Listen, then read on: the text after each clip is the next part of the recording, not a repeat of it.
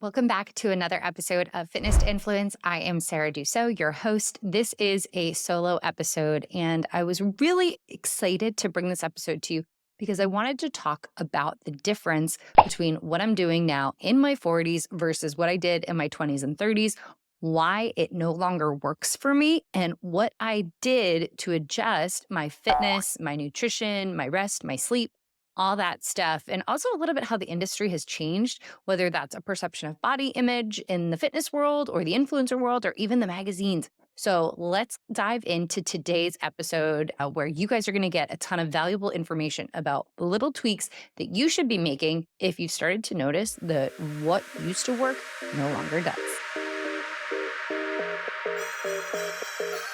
This is a super powerful topic. A lot of my clients were first post-college. A lot of us wanted to know how to lose that freshman 15 or even after your senior year, whatever that may have been. Then we kind of shifted into your 20s. Everybody just wanted to be skinny. I'm not going to sugarcoat it. We wanted to be as lean as possible. Cassie from Blogilates, I remember, had a video on like thigh gap, how to get thigh gap. She got a lot of hate for that. But back then in the late 2000s, early 2010s, we all still just wanted to be skinny. And the way that we thought to do that was to eat less and do more cardio. I myself, after college, was very into the elliptical, very into running. I was coming off of having an almond mom. If my mom is listening, sorry, but I did have an almond mom. And I knew the Weight Watchers points of pretty much everything in college. And I think a lot of my friends did as well. And everything was, how do we eat less? How do we burn more calories? And all of a sudden, my clients started having babies and then things started to shift. And then after the babies were born, it was like, well, we still wanted to lose the baby weight. But all of a sudden, in the past, I want to say 5 years, there has really been a shift from wanting to be skinny to wanting to be healthy, wanting to live long, wanting to be a strong grandma. There's still a notion that people want to feel good about how they look. But in the Northeast, at least where I am, maybe not New York City, but at least in New England, we want to be healthy. We want to be strong. It's not about getting to a specific number on the scale. It's about just feeling good, waking up and having energy, not feeling like garbage, having the energy to play with your kids after school and not being like, oh, I'm in this slump. And so I really wanted to bring this episode to you guys because I feel like right around when I turned 40, I all of a sudden started noticing an increase in anxiety. I think that also was poorly timed with finishing breastfeeding my third child. And I've kind of been on this journey for the past, I want to say almost 2 years. So this kind of started when I was 39 on how to manage that. And prior to a couple years ago, I never would have thought that that had anything to do with hormones, with what I was eating, with my rest, my sleep, right, my recovery, or potentially even my body's ability to start storing fat. And that is something that has shifted. We now have this focus. We now have all this knowledge on perimenopause. Perimenopause, if you're not familiar with it, is the phase. It can be anywhere between like 12, 13 years or even longer, and it's the years leading up to menopause. Now, menopause is identified as going 365 calendar days without getting your period. Now, that just doesn't happen overnight. There is a long period of time. Like I said, it could be like 10 years. Everybody, it varies. But all of a sudden, starting around between 35 and 40 for most people, maybe 45, but in your 40s, your hormones start to shift. And when I say hormones, I'm primarily talking about estrogen, progesterone, testosterone. They start to shift the levels. They're a little more unpredictable. You might notice that your period is shorter. You might notice that your period is longer. For me, I started noticing, this really debilitating anxiety and pretty serious PMS. And this all ties back to this perimenopause stage that I really wasn't familiar with. This topic, I think, is so top of mind for so many women right now, especially if you're listening to this, if you follow me, because some of these symptoms you may have just thought were normal. You may have just thought, oh, I'm a woman, I'm crazy, or oh, this is PMS, this is normal. The hormone shifts are normal because all of us are going to go through are going to go through menopause. We're all going to get there eventually. But it's this, period of time where our hormones are shifting that we need to adopt new behaviors that help manage them. We're not going to mitigate all of the anxiety, all of the stress in our life to just coast through. Although my almond mom, my mom said that she did just breeze throughout menopause. And I'm like, well, hopefully that's me because right now it doesn't feel like it's going to be. But that my mom shared that with me. I was like, all right. She's like, yeah, everybody's, talking all about menopause. And I just kind of breezed right through it. I'm like, all right, well, I hope I have those genes. Fingers crossed. But for me, I have made a lot of shifts. And I tell my clients all the time, I'm about the same weight that I was about 10 years ago, but I am 2 gene sizes smaller. I have more muscle. I have a faster metabolism. I know that because I don't eat that great all the time. And I've managed to stay the exact same weight and size. So that tells me something's working right. But there have been shifts. There have been tweaks that I have made to get here to become leaner. Some of them were necessary for, circumstances. I moved to the suburbs. I couldn't walk to a gym all the time. I no longer had access to all these amazing studios. I didn't have the time to go to these amazing studios, rather. And so let's dive in today on then versus now fitness. And then we're going to talk about then versus now nutrition. And then we're going to talk about the adaptogens and the supplements that I'm currently taking so that you guys can better manage whatever is going on for you. Let's take a quick little trip down memory lane, shall we? So if you're listening to this, you may have been like me and you loved studio classes. I was an instructor for Barry's boot camp. When I was trained, I don't know if they said this to us, but it felt like a competition to have the hardest class. You wanted your clients leaving feeling like they just had one of the hardest workouts of their lives. The more calories somebody burned, the better a workout it was. I even signed up to run a marathon because I thought, oh, this is going to help me lose weight. I'm going to burn so many calories training for this race. That was my mentality. That was what I thought because we were always told burn more calories than you consume and you will lose weight. That was what we all thought. In your 20s, that works to a degree. In your 30s, for a lot of us, these are kind of our baby making years. I think I got pregnant with Tommy around like 30, 31, 30 or 31. I can't remember. I think 31 actually. And, he was born right before I turned 32. However, I was pregnant for a year and then I breastfed him for 18 months. I think I had like a 6-month gap between nursing and getting pregnant again. Pregnant for another 9 months. Connor was born. I nursed him for about a year. I then again had about a 6-month, 9-month gap until I got pregnant with Elle. For 9 months. And then I nursed Elle for like over 2 years because she was the last and I just didn't care. And it was the pandemic. I was home. Point being, I didn't have the time and ability to go to hour-long studio classes. I then discovered Peloton. I then discovered Faster Way. And I realized that I could see results in 30 minutes. I didn't have to go to the gym for 60 minutes. And that was a huge shift.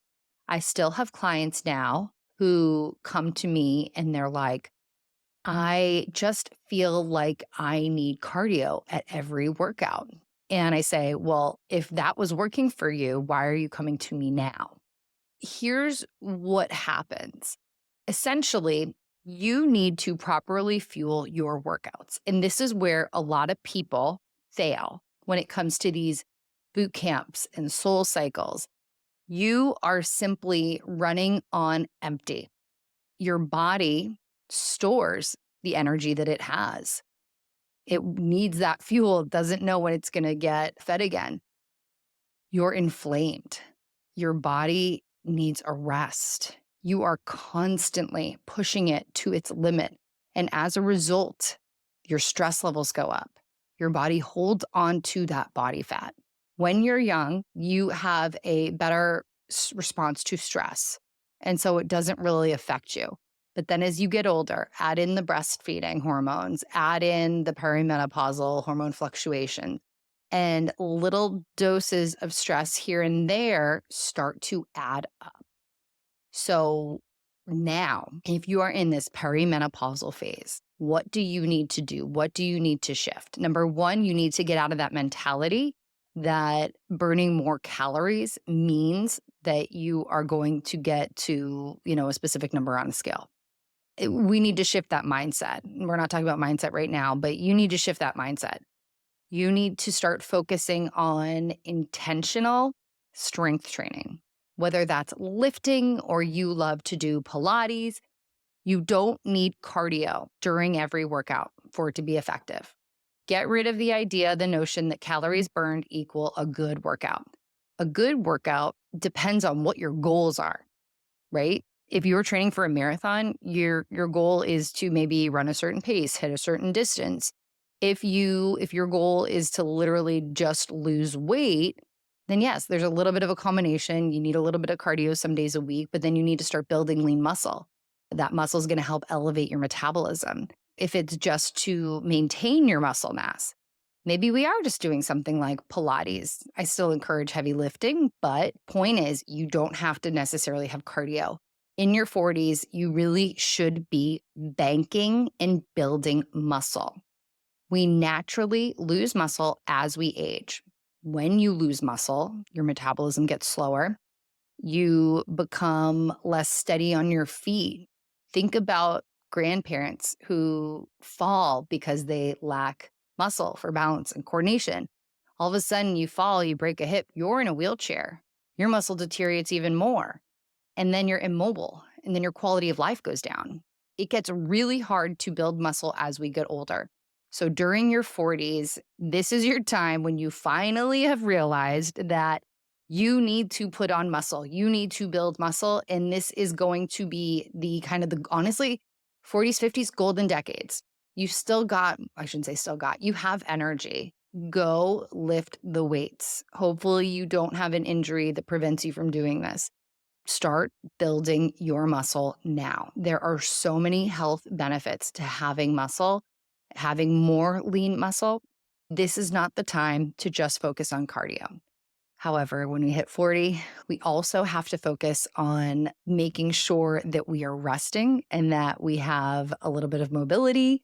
So instead of doing straight cardio where it's going to add a lot of that inflammation, we're also focusing on our NEAT, our non-exercise activity thermogenesis. It's basically everything else you do outside of eating, sleeping, and exercise. This could be walking to the grocery store, park your car far away from the grocery store, that time walking. This looks like going up and down your stairs at your house, doing laundry. This could be playing outside with your kids. I have a really low NEAT score, if you will. That's kind of what I call it, because I work from home and I sit at home on a computer most days. I know it looks like I work out for a living, but from 9 to like 3 o'clock most days, I am sitting at a computer. And so it's really hard for me. So I have a walking treadmill that I try to use, but being intentional with walking with your steps. In my 20s, you never would have caught me out for a walk. If I was out for like a walk, I would be running because again, I had that mentality. I need to burn calories. Walking is different. Okay. Get your steps in. We do not want to overly stress and tax our body, but we want to get in that movement. We are all so sedentary these days, whether we're sitting in traffic, driving to work, or like me, working at a computer, sitting at home. It's so important for my clients, especially those who want to lose weight, to get in those steps. So go for those walks. Those walks are low impact. They're going to be minimal stress on you. Walking outside, getting that dose of vitamin D, it's also going to be beneficial in those ways, helping boost your mood, reduce anxiety and depression. It's really important to balance your workouts so that you have energy. And we've reduced these disruptive hormonal shifts that come with too much stress on the body. I recommend doing strength training 2 to 4 times a week. I do HIIT workouts. I do cardio workouts about 2 times a week. All of my workouts are 30 to 45 minutes. And I aim to hit 8,000 steps a day. Doesn't always work, doesn't always happen, but I try. I really do. And then once or twice a week, I will do yoga or Pilates working on my core. I do those on my rest days. Rest days are so important to take at this age. My mindset has shifted so much. I now work out to feel strong, to feel energized, and to feel sane and balance I shouldn't say balance my hormones, but more regulate my mood. I notice a significant shift in my mood if I'm not able to work out consistently. And so if I'm not able to get in a workout, I don't feel guilt. I move on. Not a huge deal. But very rarely do I miss a workout because I just know how good it makes me feel. I know how important it is for my body long term. My current goals aren't losing weight. I'm 5'5", I'm 138 pounds sometimes, I'm 140 sometimes, but I pretty much fluctuate between that like 137, 140 number. It doesn't really matter to me. Whereas before, that would like really stress me out. And if I saw 140 the next day, I would feel the urge to like restrict myself and exercise a lot. And I now have the knowledge to know that if the scale says 140, chances are either, you know, 8 foods that now I'm kind of holding on to a lot of water weight, or it's hormonal right before my period. I definitely noticed that the scale is a pound or two higher those few days right before my period. And then I'll weigh myself like 3 days later and it's back down, a couple pounds just naturally. If you're listening to this and you are, and one of my best friends, Jordan, sorry, I'm calling you out on here. Now I'll know if you actually listen to this episode. She loves Orange Theory. It is like it's her release. It's like her little therapy. She loves it. And so I said, all right, Jordan, go 2 times a week, but let's focus on more just standard strength training. And she signed up for some B-tone. So she's doing some more core. And I'm really curious to see if she sees a shift because a lot of my clients, they are a healthy weight. They don't want to lose weight, but they want to lose belly fat. And belly fat is a sign of hormones, of cortisol, as also as processed foods that aren't super nutrient dense. My friend Jordan will be the first to admit that she's like, I love pasta. And she loves to have cocktails with her husband. You guys know I'm not like an anti-alcohol person. I do believe in moderation and balance. But if you have belly fat and you're serious and you want to get rid of it, it's not necessarily about eating less and exercising more. It's about building lean muscle, eating more whole foods, less processed foods, cutting out that alcohol, and all these little shifts. It's not necessarily going to look different when it comes to burning calories and calories coming in, but they're going to be a little less stressful on your body and hopefully allow you to burn that fat that you're looking to shed.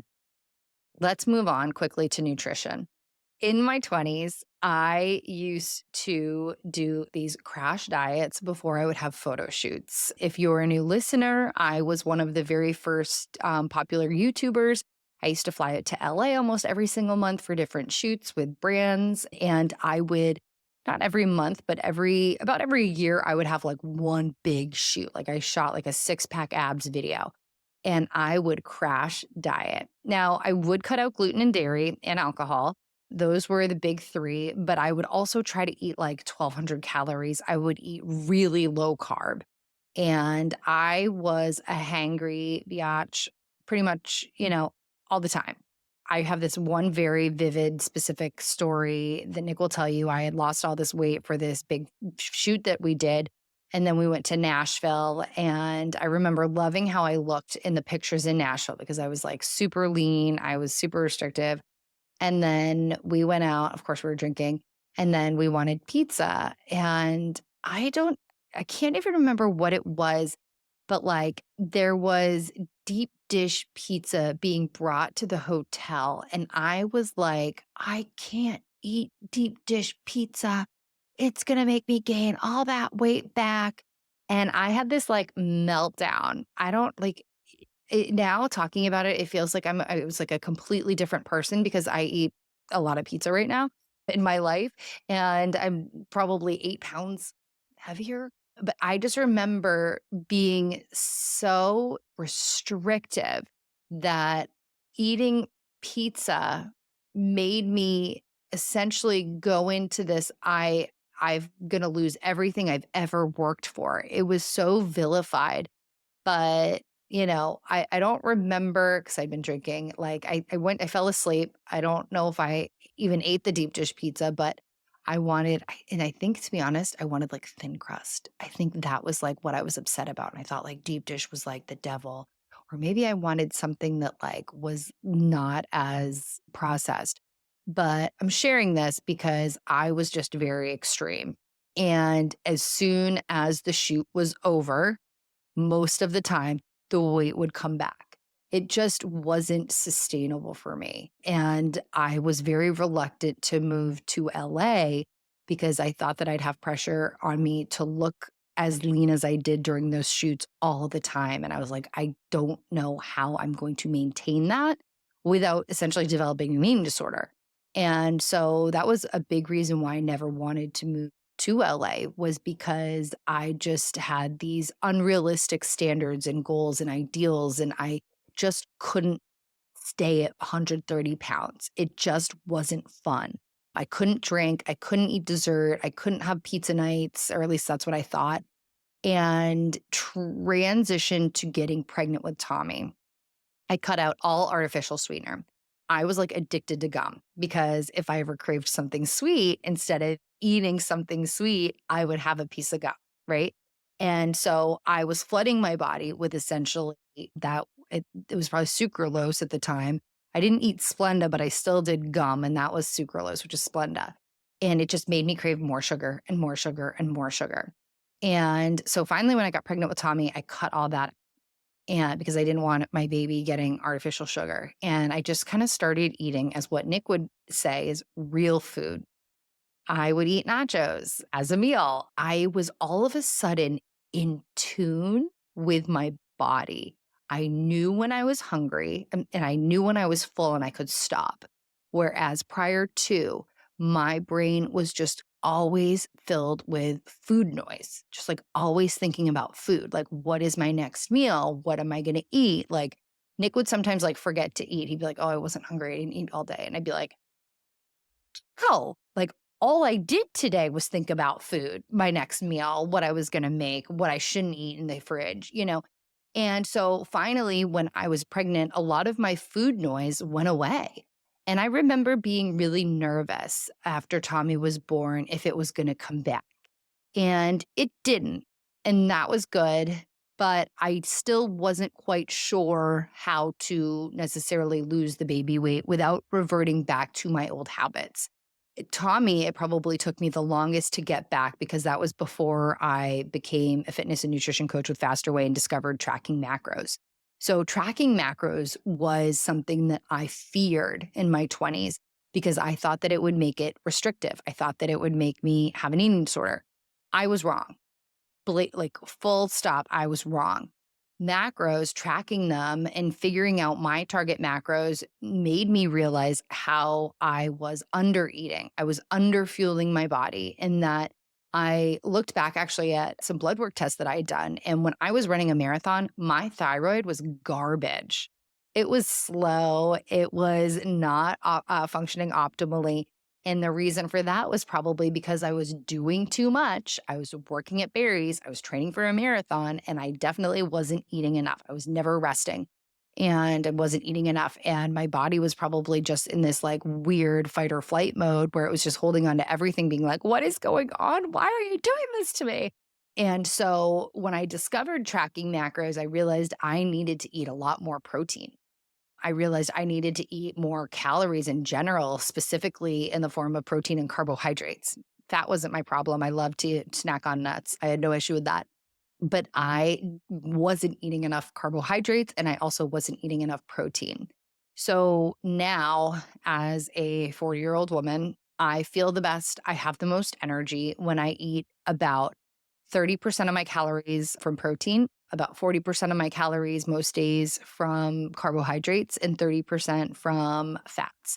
So that ends up looking like 30 to 40 grams of protein per meal. Now, I don't track macros every single meal, but I have this kind of like algorithm in my head that I want to hit.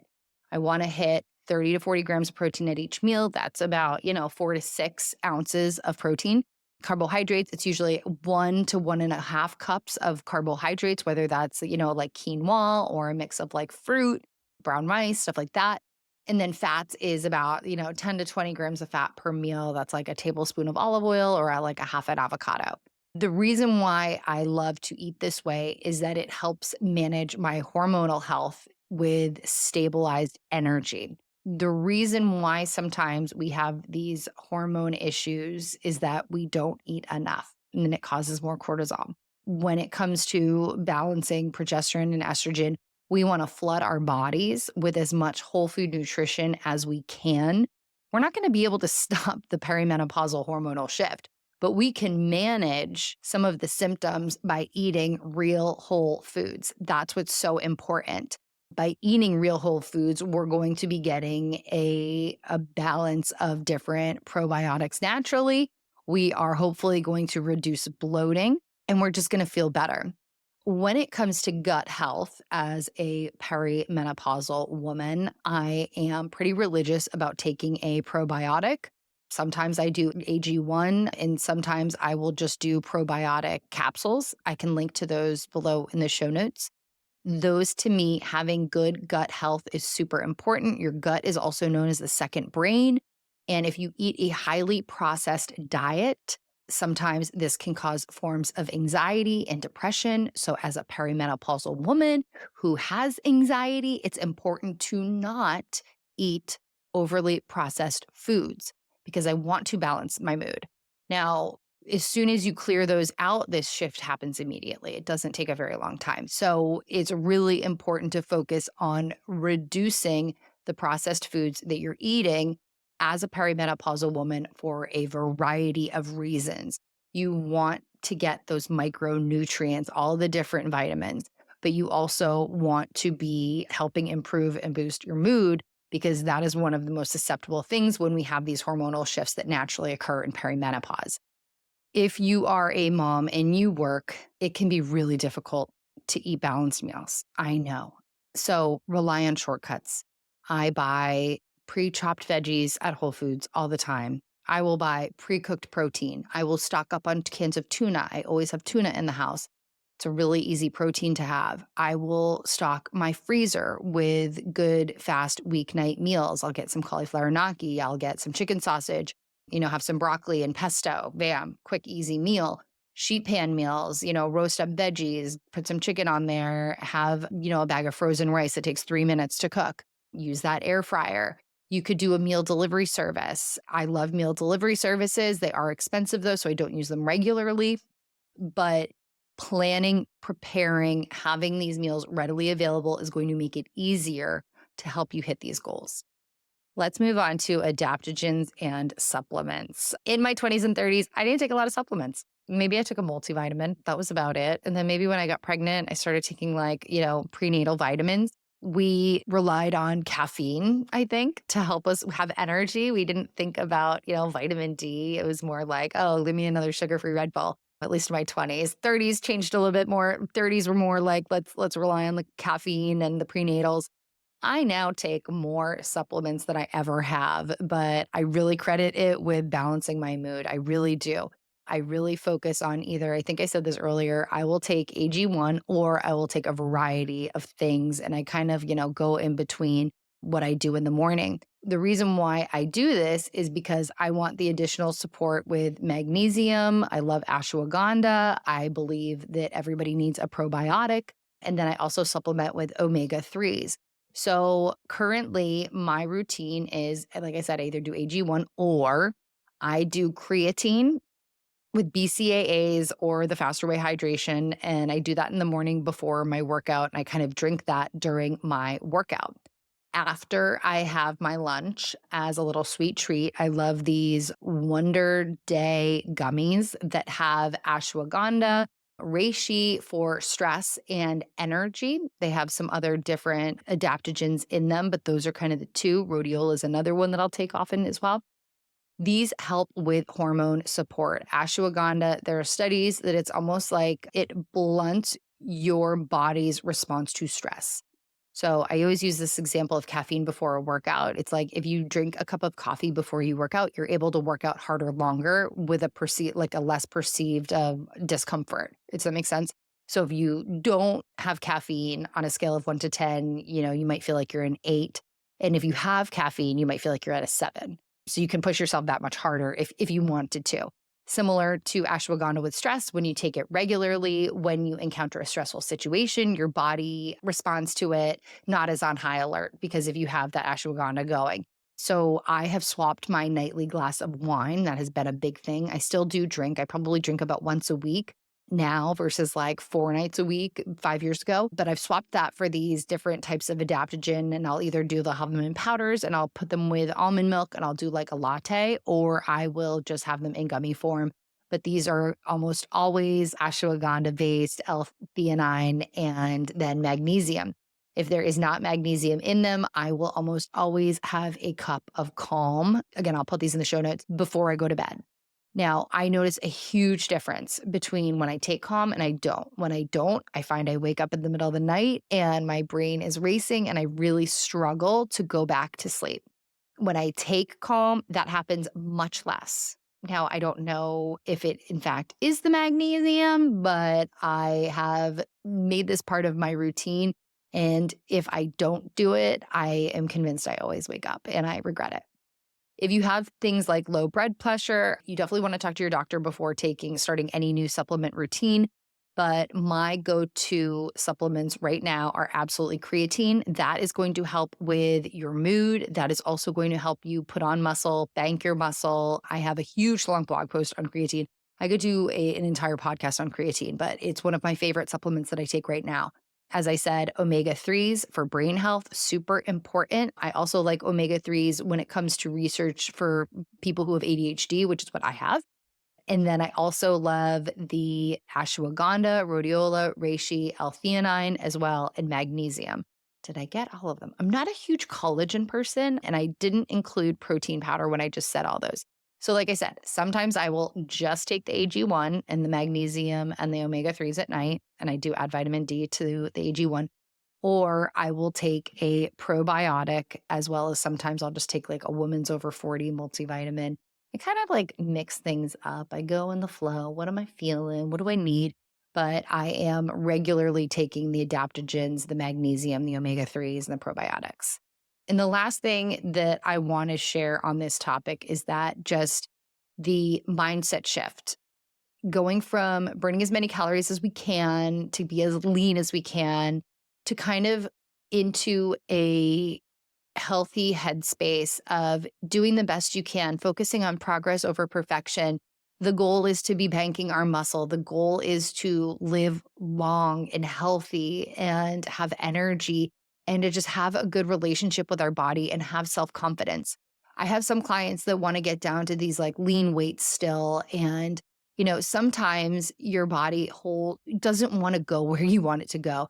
And they're kind of your quality of life pounds. So you could force yourself to get down to a certain weight, but you're going to really restrict your quality of life to get there and to stay there. And so if you value having pizza with your family, and who doesn't like pizza? I know there's some kids that don't, but if you value having those ice cream dates with your kids and, you'd have to get rid of those to get to that certain point and stay there, is it worth it? To me, it's not. It really isn't. I love getting ice cream with my kids. I love eating pizza with my family. I love going out to eat and just eating whatever. Whereas when I used to be in those crazy, like strict crash diets, I would like look at the menu before I'd go to the restaurant and then be like, oh my God, I can't eat anything here, and just like stress myself out. It all starts with just starting now. Don't wait till January. Don't wait till Monday. You have an opportunity to start fresh at every single meal, every single hour. If you're listening to this and you're like, oh, I'll exercise tomorrow. No, go for a walk today. Just go do it. You're going to feel better. I promise you. The things that we did in our 20s and our 30s, they worked for us until they didn't. And so by taking these supplements, by making these workout shifts, by eating more intentional, more protein, more carbohydrates, we are flooding our body with the nutrition, the nutrients that it needs in order to reduce stress, balance our hormones as best we can, given the time period that we are. And if you're not doing these things, you are going to find that it's a lot harder to get where you want to go and stay there. Maybe you're experiencing raging PMS. Maybe you're experiencing really bad anxiety. Maybe you're having a really hard time sleeping. Maybe you have belly fat you just can't get rid of. These are all the little steps you can take. Focus on eating 30 grams of protein. Focus on hitting those 7 to 10,000 steps a day. Try adding in some of these supplements like ashwagandha if you have a lot of stress. There are additional hormone hacks and things like, red light therapies and saunas and waiting 90 minutes to drink your coffee. But the things that I've laid out today are kind of the basics. And if you can do these things, if you can eat enough food for your body to function optimally, in addition to the strength training, the steps, all that, you should start to feel better, see results. If you need more personalized help, if you're like, I have no idea how much food I should be eating, I don't even know where to start with my fitness routine, I do have a new client round starting January 6th. It is a 6-week kind of intensive one-on-one. Give you meal guides, I give you customized macros, I give you the specific workouts to see the results, to help you balance your hormones and see fat loss and transform your relationship with food and exercise. There's also, more additional information below this podcast in the show notes. And if you have any questions, please reach out to me at SarahFit on Instagram. This is a lot longer than I expected it to be. So I hope you guys enjoyed this podcast. As always, if you have any suggestions or requests, please let me know. Thanks, guys, for joining me. I will see you guys next Wednesday. Bye now.